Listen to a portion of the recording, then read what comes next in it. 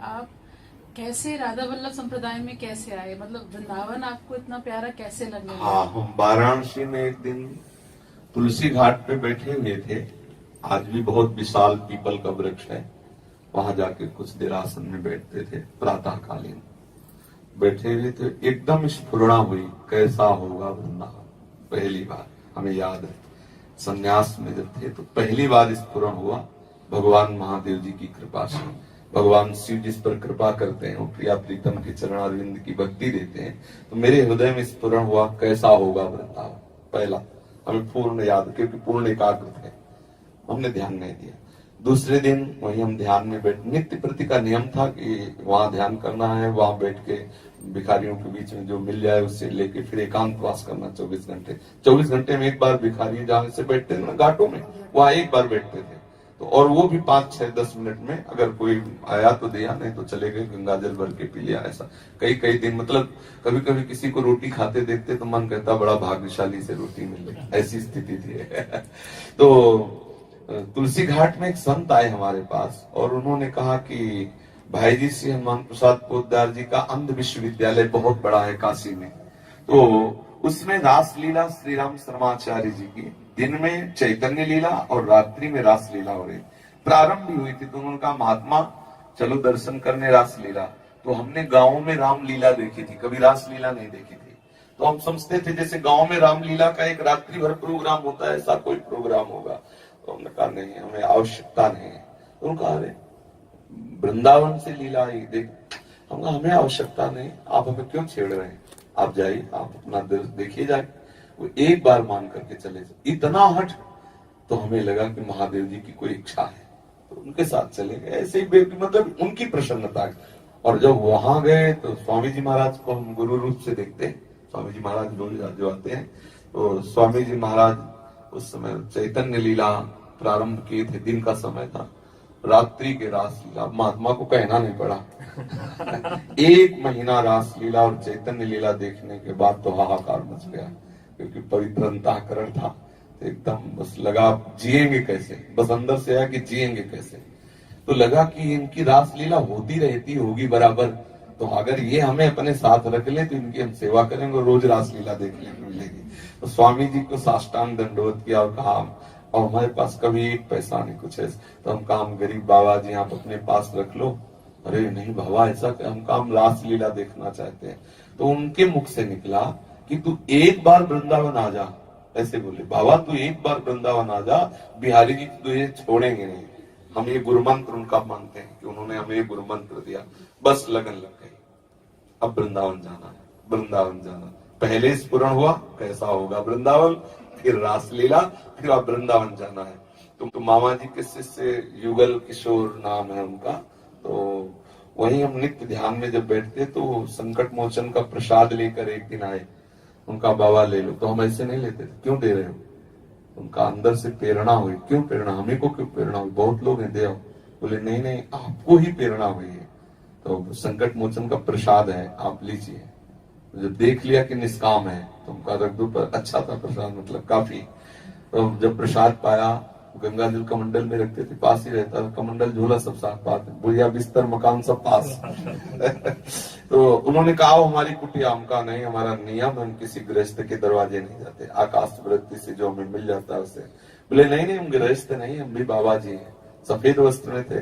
पहले हमारी धारणा थी कि सन्यास ही बाबा जी है, जो ऐसे गृह, तो हम उन्हें गृहस्थी समझते थे क्योंकि इस संप्रदाय का हमें ज्ञान नहीं था।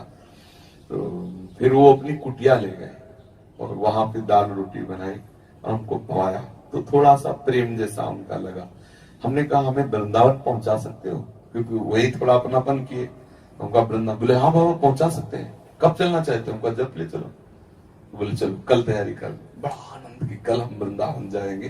तो बनारस सीधी कोई गाड़ी बनारस से यहाँ मिलती नहीं, तो चित्रकूट ले गए, 2-4 दिन चित्रकूट रहे। चित्रकूट से उन्होंने हमें बैठा दिया और हम मथुरा करके उतरे।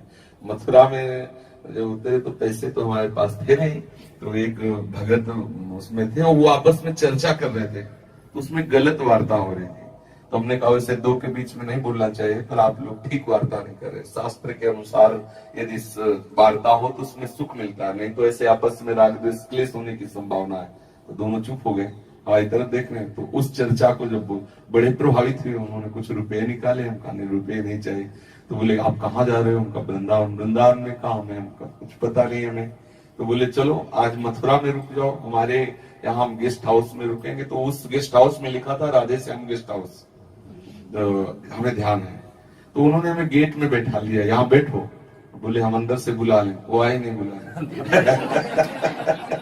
अब रात्रि में वो वैसे बैठे थे, तो एक लोटा लिए, पान खाए हुए गोरे से पुरुष निकले। कैसे बाबा बैठे हो? जय श्री कृष्ण।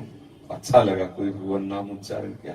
कैसे बैठे हो? तो उनको ऐसे सारांश में बताया। अरे बोले आओ, अपने घर ले गए। इतने सुंदर सुंदर पदार्थ पवाए रात्रि के 11:30-12 बजे कि बनारस में तो हमने देखा भी नहीं होगा, क्योंकि यहाँ का रंगीला छबीला ठाकुर बढ़िया भोग पवाए, खूब चक, और एक कंबल दिया नया, और कहा आप इसको ओढ़ के सोए। हल्का सा सर्दी का समय था, तो हम कहा नहीं, कंबल की आवश्यकता नहीं है, हम सुबह यहाँ से निकल जाएंगे। बाहर बारंडे में बैठे रहे, फिर स्नान किया यमुना जी में सुबह जाके, और मथुरा जन्म पहली बार केशव देव के दर्शन किए।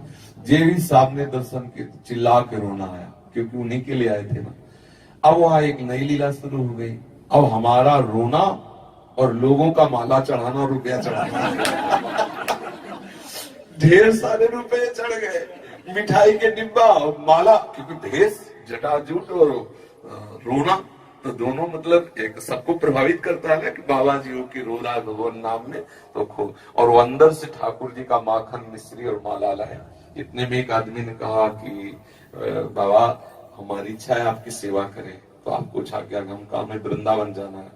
तो उसने गाड़ी मंगाई और हमें बोले वृंदावन में कहा? तो हमें सुना था रमण रेती, तो हम कहा रमण रेती, तो यहाँ लाके उतार दिया रमण। हमें पता नहीं था कि कोई रमण रेती है, यहाँ रमण रेती है। और उस दिन एकादशी के दिन था, वृंदावन प्रवेश एकादशी के दिन।